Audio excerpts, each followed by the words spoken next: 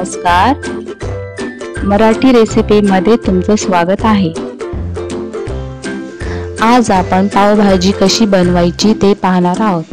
त्यासाठी लागणारे साहित्य: 6 छोट्या आकाराचे कांदे घेतले, कोथिंबीर, पाव किलो फुलगोबी, 3 टमाटे, 7 ते 8 हिरवी मिरची, 5 ते 6 लसणाच्या पाकळ्या, 1 वाटी वाटाणा, पावभाजी मसाला, 3 आलू, 2 शिमला मिरची, लाल तिखट, चवीनुसार मीठ आणि तेल।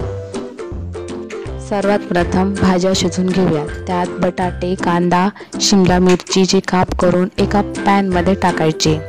त्यात फुलगोबी, वाटाणे आणि 3 ते 4 लसणाच्या पाकळ्या, 2 ते 3 हिरवी मिरची टाकून त्यात पाणी टाकायचं।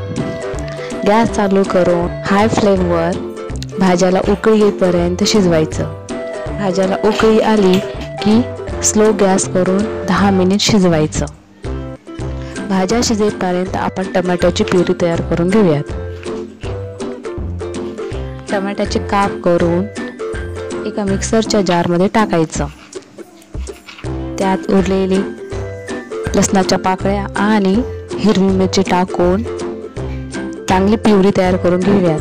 त्याची प्युरी अशी दिसेल। गॅस चालू करून कढई ठेवायची। कढईत 4 चम्मच तेल टाकून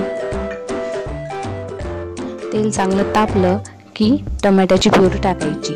थोडंसं हलवून घ्यायचं आणि झाकण लावून स्लो गॅसवर 5 ते 10 मिनिट शिजवून घ्यायचं।